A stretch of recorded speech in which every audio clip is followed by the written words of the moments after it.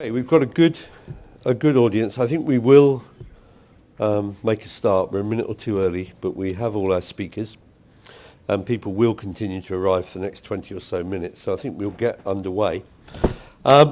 It's a particular pleasure for me to introduce this session on responsible tourism and local economic development, not least because we managed to work with the Commonwealth Secretariat to put this on.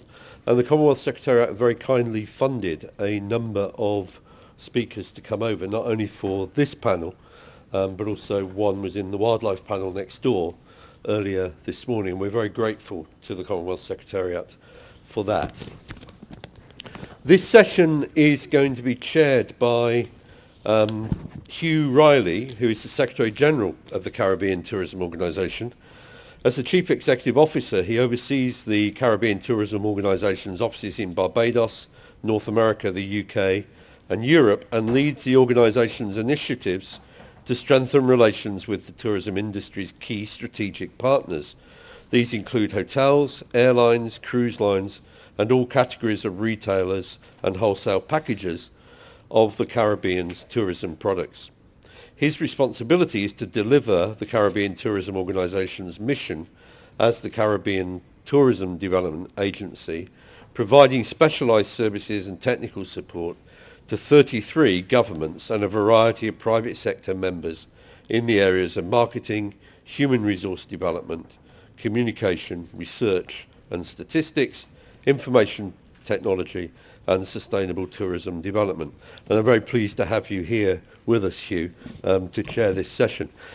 I know that the issue of local economic development is really important to the Caribbean Tourism Organisation, and I'm delighted that we have sponsorship both from the Commonwealth Secretariat and your involvement in chairing the panel.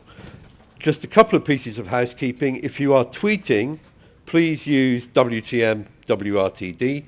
That will get it seen by a lot of people, as well as whatever else you want to use. And this session, let me be very clear, is being filmed. There will be links to that film from the Legacy website, which is at the bottom of this presentation. But let me hand over to your chair. Thank you. Thank you very much, Harold. What a pleasure and an honor it is for me to be here this afternoon. Ministers, directors of tourism, fellow tourism practitioners, ladies and gentlemen, we have the added honor of having in our midst the brand new chairman of the Council of Ministers of the Caribbean Tourism Organization, the Honorable Beverly Nicholson Doty, who's joining us here. So aside from the fact that the session is being filmed, it is being watched by my boss.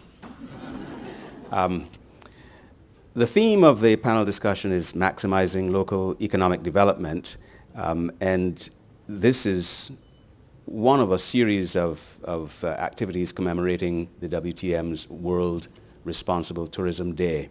In order to set the scene a little bit, I'm going to just give you a little bit of an overview. This theme is based on a number of panels.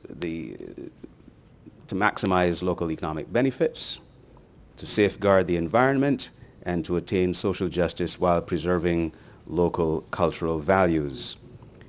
The main body of the discussion is going to be based on the first pillar, maximizing local economic development. The panel will discuss how tourism can be used to generate better livelihoods for local people, and will focus on a number of avenues which I will discuss with you in a minute. We are going to have our discussants here introduced shortly in this order. We will hear from Chris Gale, who's the project manager, City and Guilds Center for Skills Development. Next, we will hear from, pardon me for a second here, Manisha Panda, who is the manager of Village Ways in India. Then we will go to Adam Abba of the Travel Foundation Program. He's a coordinator in the Gambia. And we'll hear then from Gary Wilson, who's the senior director for TUI. Each of the speakers will give remarks for about 6 to 8 minutes. and then we will allow time for interaction with you. I suspect that this will be an extremely interesting and stimulating session, and we certainly want to hear from you. I promise that the entire session is going to be conducted in English. This is English I'm speaking, even though my accent might be a little funny, but it is English, and we will continue in that vein. So I'm going to read for you a little bit of background just to set the scene properly. Tourism, this is on the subject largely speaking of employment, and tourism remains an important source of employment. According to the World Travel and Tourism Council, WTTC, 98 million people were directly employed in the travel and tourism industry in 2011. The industry employs 6 times more people than automotive manufacturing, 5 times more than chemicals manufacturing, and 4 times more than mining.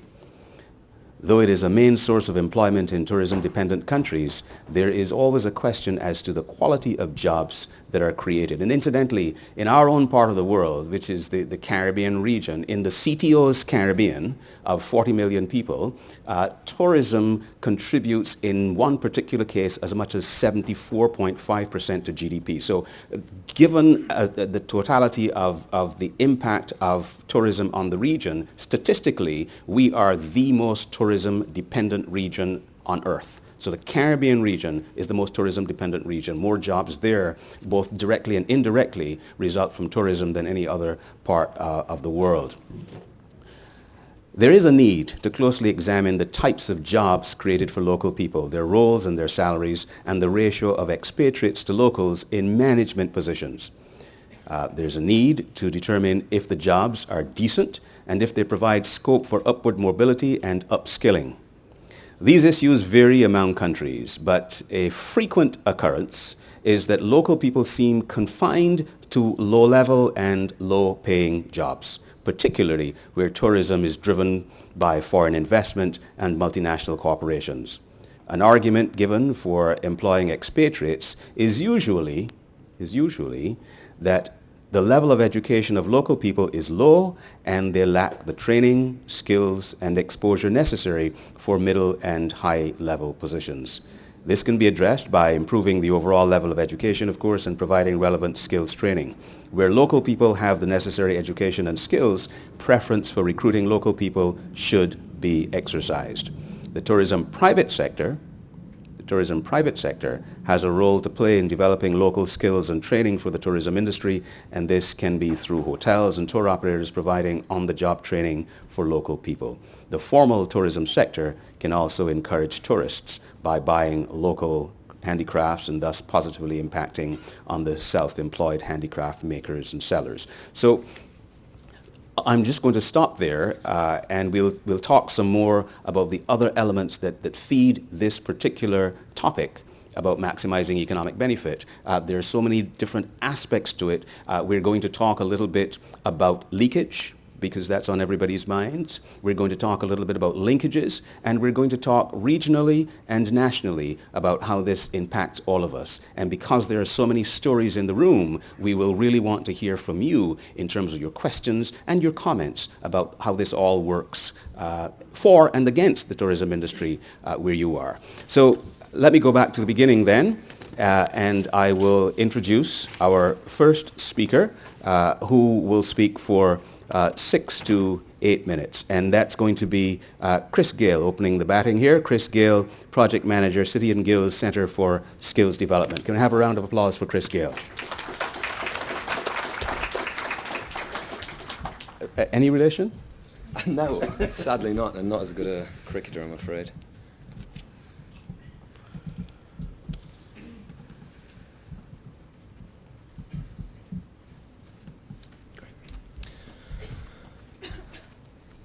Okay, so thank you very much for inviting me to speak here. I'm going to look at the issue of local employment within the tourism sector, with a focus particularly on direct employment within hotels, and look at some of the reasons why this is particularly limited in many areas.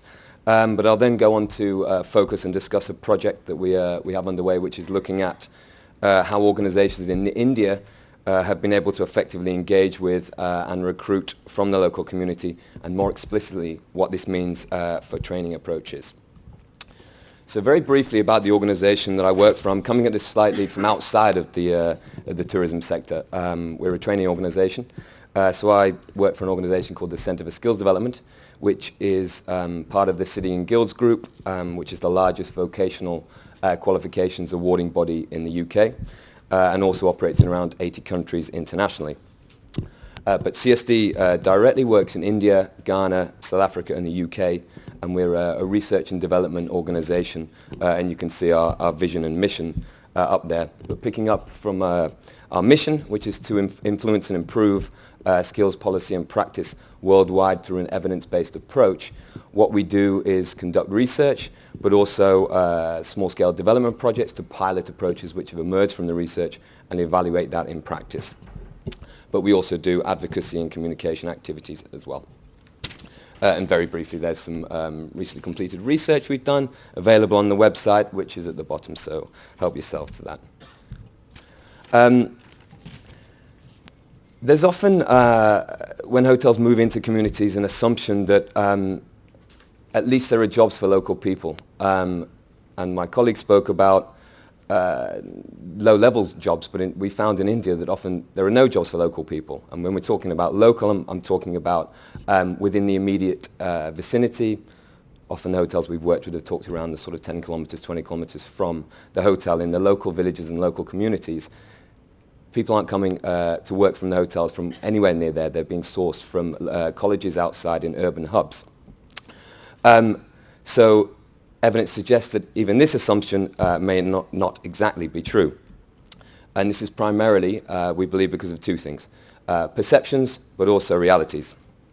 So the perceptions, again, as my colleague said, are that local people don't have the skills, or possibly don't even have the capacity to learn the skills for employment. It's easier to source from urban colleges. And there's also a lack of understanding of what is termed urban work cultures. But added to this is also the reality that formal education is often low in developing countries.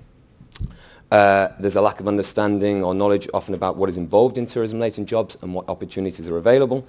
And therefore this all comes together to the capacity to take advantage of opportunities is limited by some or many of these factors. And very briefly, I'm going to be talking from the Indian context because that's the area I know, and so giving you a very brief insight into the industry in India. Hotel numbers have soared and are continuing to grow, and currently this is with very little consultation with local communities. This has an impact on expectations. When announcements are made and investment is clear, there's an inevitable growth in expectations, particularly if there is very little consultation with the local community, and this can leave these expectations unchecked. And when these expectations are unmet, this can fuel resentment and tensions, which is unsustainable for both sides. But the growth does provide an opportunity, which, as I said, is currently slightly unmet. In terms of developing local employment, there is a need to understand why local individuals are not being perceived as a viable source for these jobs, what the skills are that are actually needed, what basic skills are required as a minimum entry requirement, how people most effectively learn these skills, because people learn in different ways, and we must understand how different groups of people, different individuals also work, but also how the sector can actually meet the aspirations of people looking for a career. Everyone, and I'm talking about everyone, even the poor, have aspirations and have interests, and we can't just assume that we can push people towards any job. We need to understand individuals' aspirations and individuals' interests if people are to perform effectively and if there's going to be viable career pathways for people in the industry. Within this whole mix, there's also a lack of relevance of the qualifications that existing training institutes are offering. So the evidence in India suggests that the training institutes are both too expensive, but also completely irrelevant to the needs of the industry. And And a quote from a colleague in India, a hotel owner from a round table we held in Bangalore, I think sort of emphasizes this, stating that more than 79% of the hospitality sector comprises of SMEs. All the training institutes are oriented towards the 20% of high-end hotels, but they have their own training programs, so don't need it. This training is not relevant to the 79%. So not only is there an issue currently for local communities engaging in employment opportunities, but the current arrangements aren't meeting the needs of the industry either. So moving on to the project that we're doing at the moment, we're conducting a research project in India which is looking to understand some of these issues. So how have hotels been able to effectively engage with local communities, recruit individuals from the local community and disadvantaged backgrounds, and most importantly for us, conduct effective training programs for these individuals, as well as integrating opportunities for progression routes and career pathways. And we want to understand within this mix the business benefits and also the business constraints from conducting programs like this, and how, as I said earlier, how individuals learn the required skills most effectively. And the approach we're taking, we're working with a research partner in India called Equations, who have conducted a review of 3 organizations in India which have implemented these community-based recruitment and training programs. The report should be available at the end of the year, and if you'd like, like a copy, please do leave your business card with me at the end. We've also been holding discussions with a variety of stakeholders from within the industry to sound out some of these initial findings and see if it's actually relevant and if it's true what we're finding. And we plan to utilize these findings to pilot a project with organizations in India, utilizing the findings. So, what have we found? The most important point, there's been no issue for all these organizations developing what we call the technical skills. So we're talking about the sort of sector-specific skills for these service jobs. And no issue developing it for anyone from a large amount of formal education or for no formal education. The skills are relatively basic, and the real most important thing was the motivation side. Formal education only really had an impact on soft skills, so things like confidence, communication, all these sorts of things which, as I've pointed out at the bottom, were actually important for progression, but not important for taking up those initial entry-level jobs. Again, as I said earlier, the anecdotal evidence we had around qualifications being currently poor and irrelevant was certainly found to be true. And another important point, that on-the-job non-formal training was the most effective way to develop these skills, so not qualifications from external colleges, but on-the-job training, because this met the specific needs of the organization and kept the sort of drive for localness that they were keen to keep. But this on-the-job training also meant that there was a lack of standardization in the training, and this was an issue for all of the organizations we looked at. So what do these findings, what impact did they have on the organization? One of the issues I've heard at a variety of these conferences is the idea of retention. So all of the management were worried if they put a vast amount of investment into their staff, were they instantly going to leave and go somewhere else? And they'd seen that already, but it's an area that we need to explore a bit more.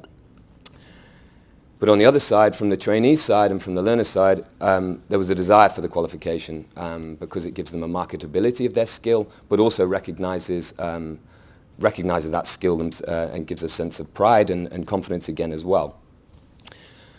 One of the big issues every organization had was a lack of understanding from people going into the industry of what the job actually involved. They were sort of lured by the glamour or the environment they'd be working in, but weren't actually prepared for what this would mean in practice, so it meant they had huge dropout rates. And there was big issues with this coming from the formal training side, but also for on-the-job training as well. Investment into soft skills for the 2 organizations we looked at that were trialing approaches into this was really of benefit. So one organization in particular was looking at they called it a humanistic program, which was focusing directly on the confidence and the communication skills, and they could see the return from the individuals in their confidence, but also their ambition and their commitment to the organization as well. So, last slide. What does this mean?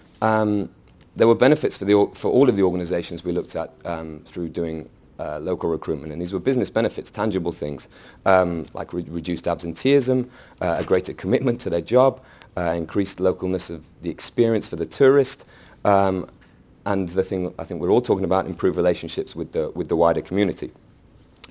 But organisations need support to deliver this training. As every organisation said, on the job was the most important, which is a far cry from the way the industry is going at the moment in India. But they need support to ensure that that's standardised and relevant. Initial advice, guidance, exposure to the industry would be of importance to reduce some of these dropout rates. There was very little interest from the trainee, but also from the management side on long courses, and the question of who pays is always there.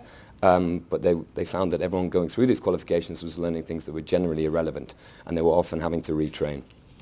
And as I said earlier, soft skills was key throughout all of the organisations, the confidence, the communication. But this issue of retention, when investing into training, needs a bit more research, and maybe some of my colleagues can pick up that as we go forward. Thank you very much.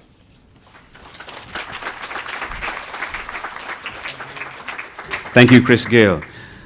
We're staying in the Indian subcontinent. Village Ways brings international marketing and product development skills to support the development of sustainable walking trails in India and Nepal, attracting visitors to come and share in the beauty of their surroundings and the fascination of their traditional lifestyles. Village Ways works in partnership with rural communities to establish, develop and manage walking trails where guests walk in small groups from village to village, staying in community-owned guest houses, and ownership is firmly in the hands of local communities, and both the tourists and the villagers are the beneficiaries of an enriching experience. Manisha Pandey will describe the partnerships through which communities in remote rural areas are able to attract visitors who, through tourism, contribute to the maintenance of traditional rural areas and bring an additional source of revenue to marginalized communities. Ladies and gentlemen, let's welcome Manisha Pandey. She's manager of Village Ways in India.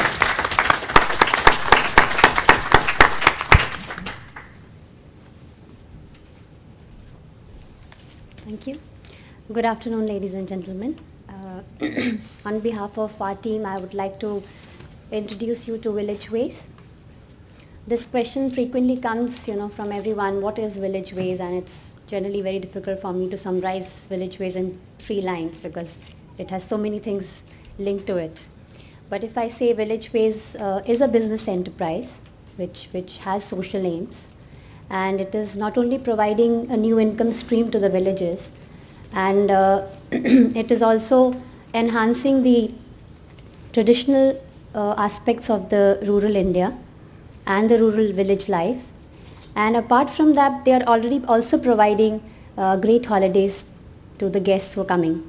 So it's basically, it is an enterprise which is helping the village communities to develop their traditional aspects and to give them an alternate income stream.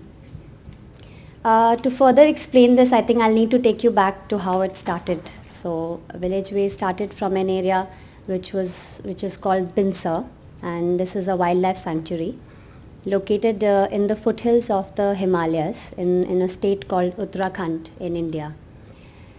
My link to the place has been because my husband's family ran a hotel in this area, and when we were working in these, sanctuary, we were living in the sanctuary for quite many years, and we realized that because of the rules of the wildlife sanctuary, the lives of the people was majorly impacted, and the impacts were mainly linked to the livelihood opportunities for the people. And somewhere down the line, it strained the relationship between the forest and the village communities who were living inside inside the sanctuary. We could also see that there was a lot of outward migration from these villages, and slowly the villages were becoming depopulated. And a concern from us was that, how could we help to reduce this outward migration of people? And one of the options that we thought about was tourism. Could tourism actually reinforce the local economy? But then, of course, there were many questions related to how it could all be possible, because one of the major questions were that will we be able to send guests to these villages? We were very fortunate in that we had contact, we had in contact with a group of people who brought with them expertise for the product, what kind of product will be fit for the market, and the route to the market, which was very integral for the project to take a leap. And so we started the efforts from one side. The community mobilization work was started in the villages, and on the other side the marketing efforts were underway. And when these efforts come together, we successfully launched our first project, which we now call the Community Tourism Enterprises, in the Binsa Wildlife Sanctuary with 5 villages.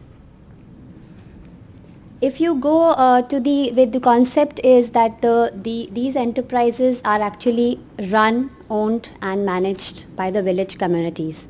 So when we build the enterprises, these enterprises, right from the stage when they are developed, the resources for building supplies is actually either taken from the villages, because being a traditional architecture, most of the supplies are available within the villages.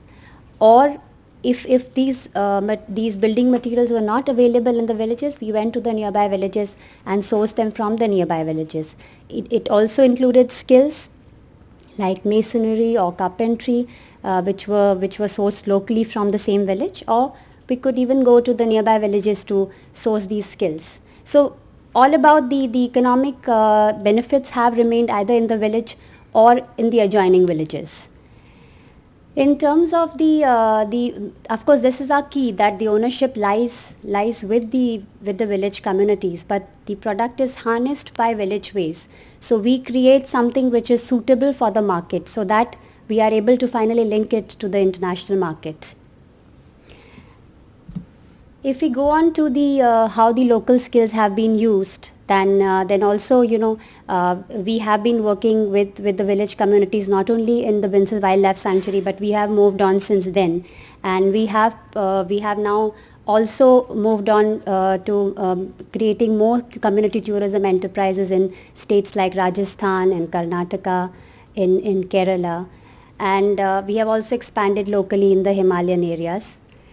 One of the important aspects that goes hand in hand with the project are that the local resources, not only when at the building stage, but also when the guests actually start arriving into these enterprises, the communities work outwards. So they actually are growing vegetables in their farms, or they are getting the local supplies from the nearby villages for the purpose of the guest. And this is one of the very big highlights for the guests who come, because some of the time it is actually a deciding factor for them to choose their holiday, because they actually appreciate these efforts, and also side by side it actually is improvising the incomes of the villages. When we come to the side of the quality of the services that are provided by the local enterprises, one of the very key important factors is the trainings, and Village Ways is doing continuous training programs for the village communities, whether it's in different aspects like guiding or portering, or even like if we have also got a team of people now who not only help with their own enterprises, but they are also now going to other villages to help with the trainings. So basically this program goes on and on for all the years, and we have been able to develop a small team of people from the enterprises who even go to other projects and train other members. We have also developed a very good chain of regional coordinators. This is what now, since I've already explained to you that we have moved on and we have moved from Binsar onwards to other states. So what was integral is how we link the local communities to the company, to the organization. And we have employed these regional coordinators in all the state levels. And these coordinators, of course, they belong to the local communities, so they are from the area, but they are representing their communities, and they also are employed directly by Village Ways. So every year we have these small workshops. We had one very recently, and it was a very successful workshop because all the regional coordinators came together. Those who didn't know each other, they have come together to share their ideas, their experiences about what kind of experiences they have. We're running their own little CTs in every location. So it's a very good interaction, not only between now the members in one state, but it's also happening interstate. And so this is, of course, one of another fundamental things that we have is that Village Ways, is providing a low-key tourism, which is integral because we are working in smaller communities, and we would like that the benefits are shared by the village, and it remains low-key. So the villages, the communities are smaller, but the benefits then can be spread, to the larger communities. So that is one of the keys, and I think with time we definitely aspire to extend our work to other areas. We are hoping that with our efforts, if we are able to move on and develop other cities everywhere. But of course, what should remain very important is that the core values of this work, this business, remains as it is moving now. If that can be possible, then probably it will be a successful venture. And just to conclude, I would say that it's very difficult to assess the exact impacts, but we have been trying to see what the impacts have been of at least our first project in Binsa, and we've been very pleased with a few things which I can share with you. In Binsa area, when we started, as I explained to you, that there was a strain between the relationship with the people and the forest department, and I think now with time we have seen a lot of improvement in that aspect, while people have realized that forest is something which has been an advantage for them now, since all the guests who come and visit these areas, it's a big advantage for them that they actually draw the attention of so many people. And also we have seen that the revival of traditional values, in many aspects we have seen the revival of traditions, particularly that we have seen improvements in the farming practices. We've also seen examples of people, there's one very nice example of one of the villages called Kadhara in Binsar, and one of the CTE members has opened a small museum in his own village where he has kept all the local utensils and equipments that were used in farming to be displayed, and people really appreciate that a lot. So these are small revival of traditions which are also taking place. So while we are working side by side, linking it to the international market, there are a lot of things happening in terms of the improvements, general improvements, and these impacts have always encouraged us, and we just hope that we can keep doing this work in other areas and keep developing these small cities which are owned by the communities and of course looked after by Village Ways, harnessed by Village Ways. So thank you. Thank you so much.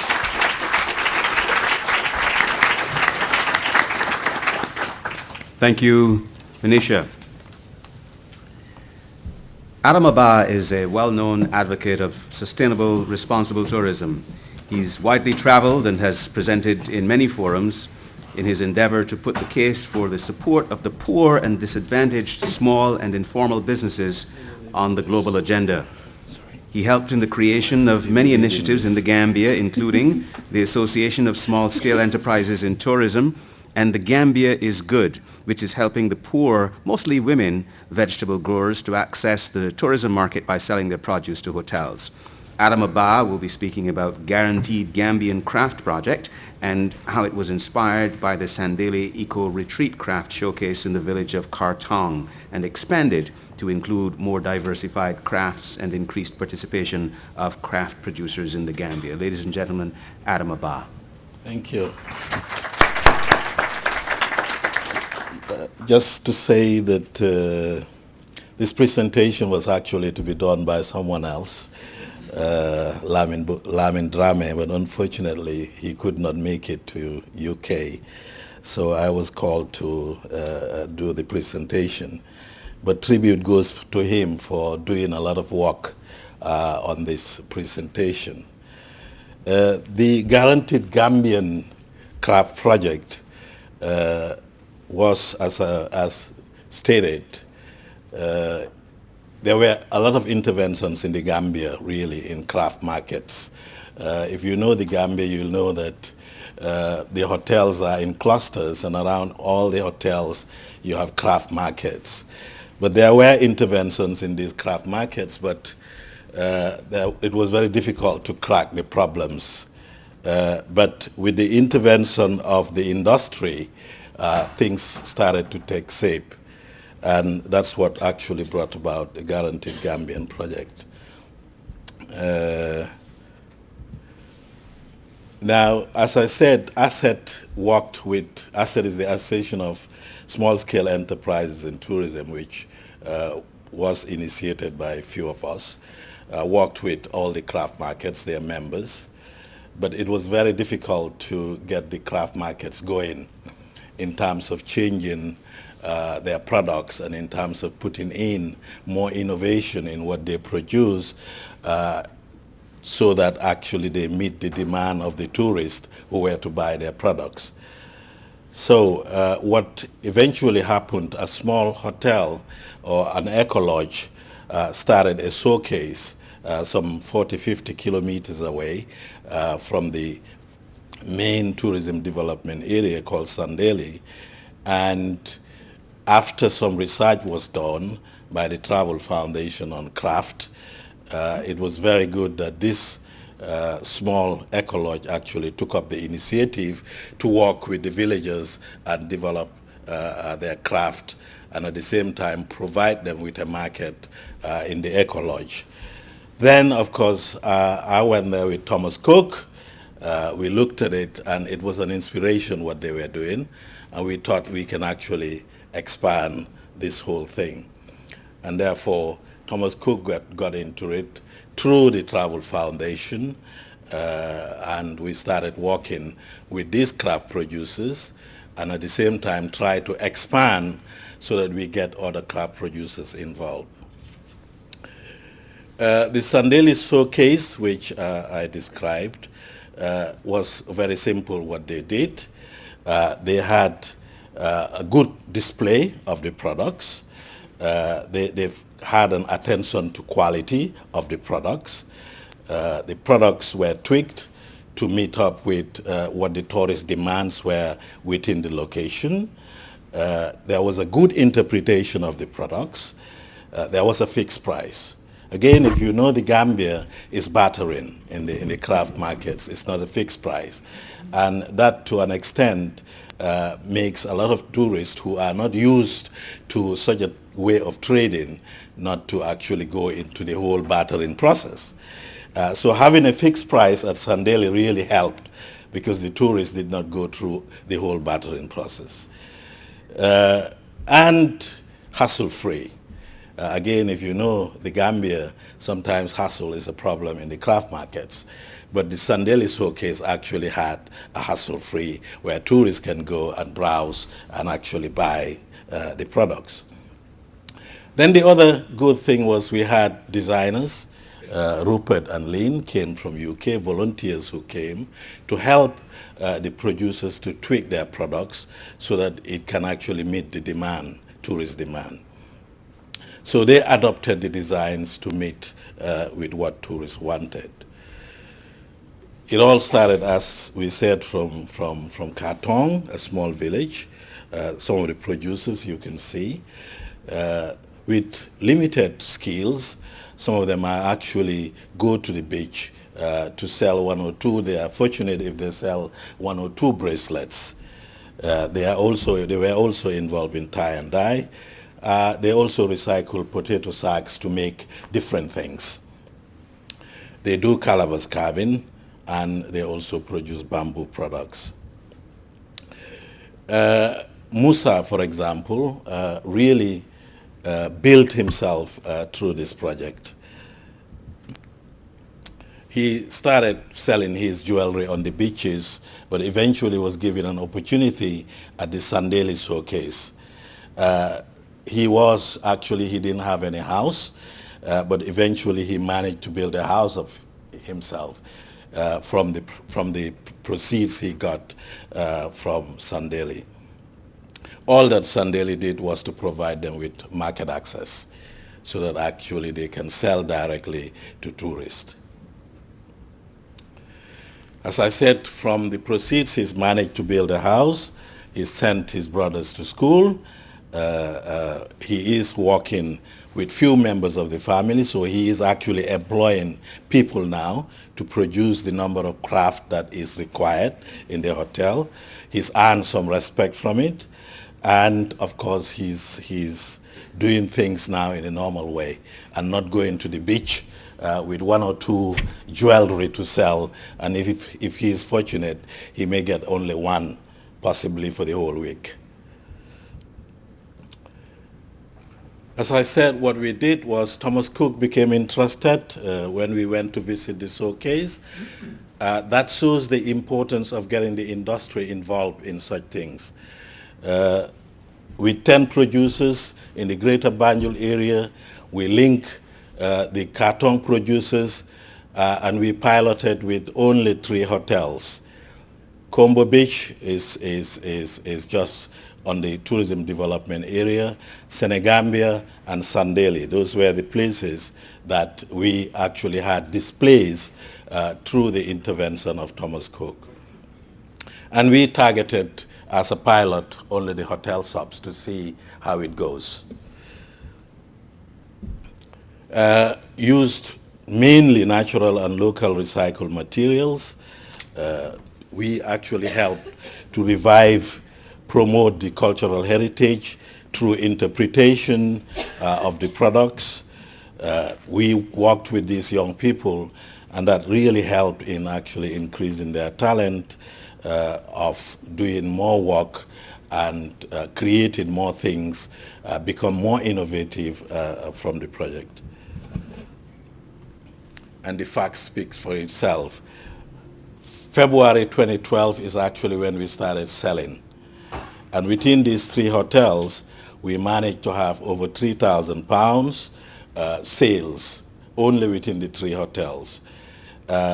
GIG takes a commission, because for the project to be sustainable in the long run, you need to take a commission so that eventually these producers will invest in training, will invest in all things. Otherwise, they feel everything is coming free for them. So we normally take a commission, and so far we've collected £419 as commission.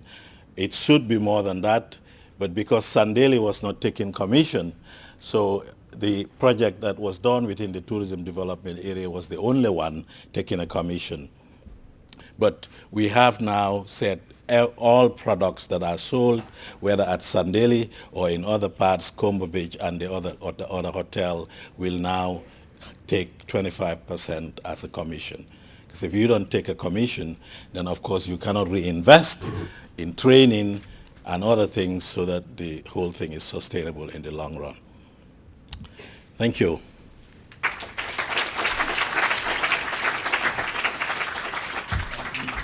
Adam, as we said at the beginning, lots and lots of interesting materials there from our 3 speakers so far, and more to come.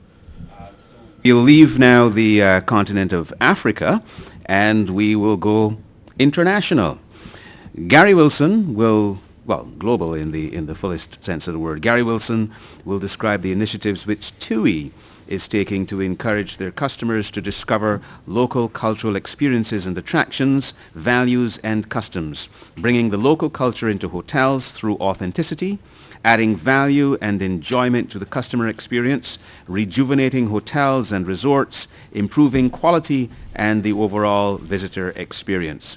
TUI is also working with destinations to raise employment standards, to assimilate sustainable development into quality, to create funding opportunities for local entrepreneurs, and through sustainability certification to help raise the bar across destinations in the key areas of employment, local supply, and promotion of local attractions. Ladies and gentlemen, help me to welcome Gary Wilson. Thank you very much. It's a real pleasure for me to be here, and as you can probably see from my role title, I don't work for a sustainability department, and I think that's a very important message that I'd like to give from TUI, and one of 2 very important messages just to kick off. Firstly, as a very large organisation, we take our responsibilities to sustainability very, very seriously, but secondly, we really are keen that we can ensure that all of our employees, everyone who works within TUI, is very clear on what our initiatives are with regards to sustainability, and that they understand exactly what role they have to play as well within sustainability. So my role is to ensure the commercial profitability of our destinations, to negotiate with hoteliers, to negotiate with tourist boards and governments. But within that, a very, very careful and carefully constructed pillar of my role is to ensure that that's been done sustainably as well. And it should go through the whole organisation. Hopefully, I can demonstrate some of that to you through the presentation. So just to start a little bit about TUI, we're the world's largest leisure travel company, as you probably know. We have 30 million customers a year to from 31 source markets, and operate in over 180 countries. We have 140 aircraft and over 3,000 retail shops in Europe, and just over 50,000 colleagues work with TUI. So you can see that our ability or our opportunity to damage the environment, or actually to really put in initiatives that protect the environment and absolutely nod to sustainability, is very, very important and very serious as well. We operate through a very, very large range of sectors, from the mainstream sector, which is the classic tour operating piece, through to involvement in emerging markets. Within our accommodation and destination sector, which is the online area, and then the specialist and activity sector can work with very, very specialist brands, from anything from specialist long haul and specialist key operators through to polar cruises and round the world trips. So it's quite a large organisation in terms of reach and responsibility. I thought this was quite an important slide from Forum for the Future, because absolutely it spells out that the organisations can't achieve commercial success unless they're delivering social value within environmental limits. And I think TUI very much would absolutely agree with that. And our vision from a sustainable development perspective is to make travel experiences special by providing holidays that cause minimal environmental impact, respect the culture and people of destinations, and offer real economic benefit to local communities. Now, the important thing here is I don't want you to be left thinking that this is just a big organisation with a gesture towards sustainability, because absolutely it's not. And hopefully I can demonstrate to you through some of the destination work that we're doing that it's very, very important and the heart of what we do. But we have 4 pillars of our sustainability strategy. One is on carbon management, one is our responsibility within destinations, one is our colleagues, and the other is our customers, clearly. I'll talk a bit about this within the context of our 2012 to 2014 Sustainable Holidays Spreading Smiles initiatives. In terms of the headlines for the 4 key pillars, the first one in destinations is that we have pledged within 3 years that we will deliver 10 million greener and fairer holidays to our customers. And we'll measure this in terms of certification and how we're working with hoteliers towards sustainable initiatives within the destinations. On carbon, we will operate Europe's most efficient airline fleet. Now, we've ordered a number of 787 Dreamliners, as you probably know, to replace our 767s, which are the most fuel-efficient aircraft that are on the market at the moment. And we're looking to continually invest in ensuring that we're absolutely on top of airline initiatives within our aircraft.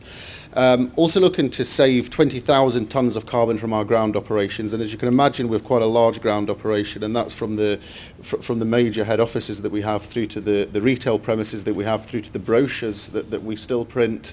And I think the last time we looked, in the UK, we were the second largest consumer of paper after Argos. So the ability for us to be able to impact positively is quite huge in that respect.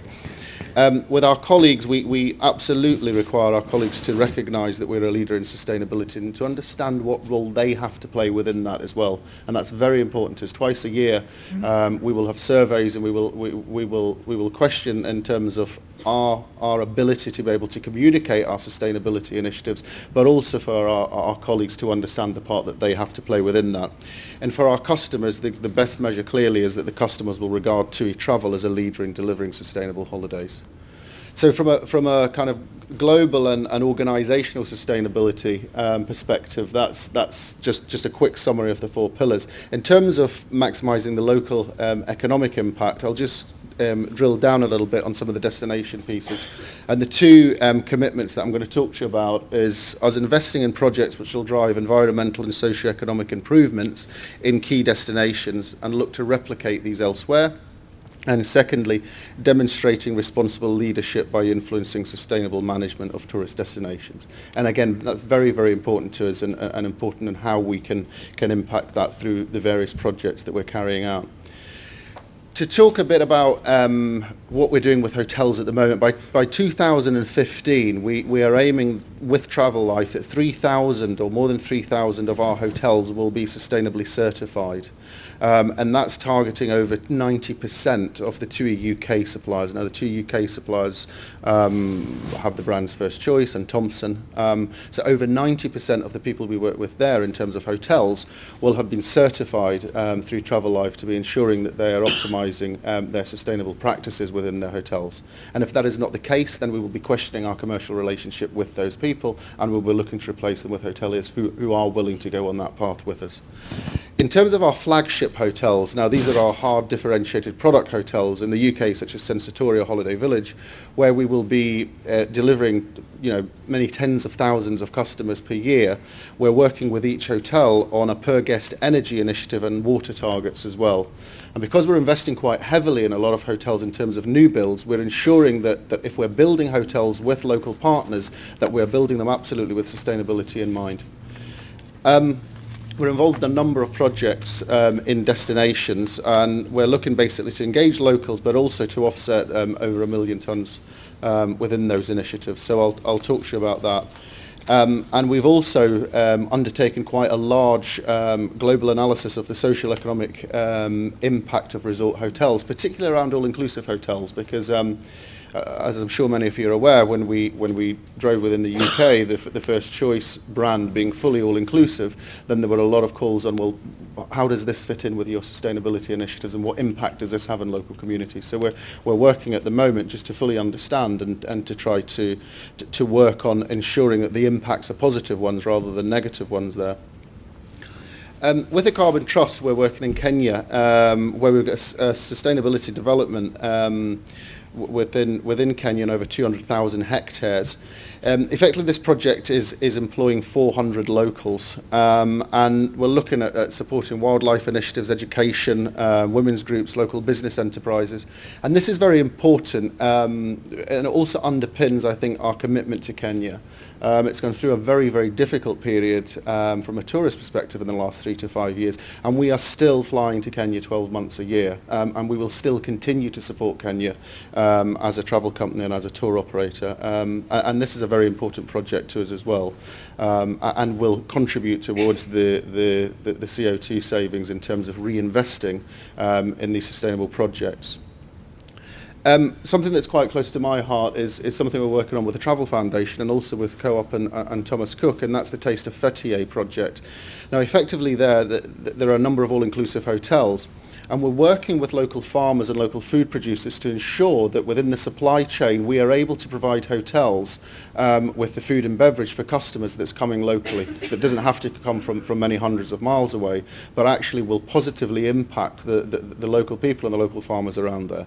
Now, as you can imagine, this is a very complex initiative, and it's something that we're absolutely behind and taking very seriously. And this will be a project that we will work on over the next 3 to 5 years.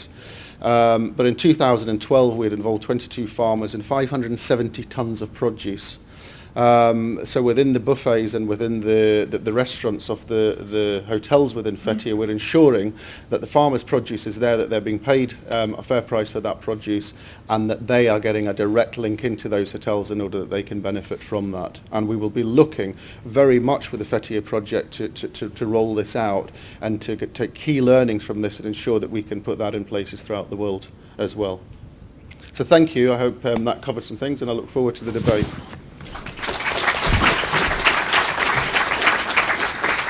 Thank you very much, Gary Wilson. A lot of really interesting material there. We're going to open this up now to you so that we can start interacting with each other and you with the panelists.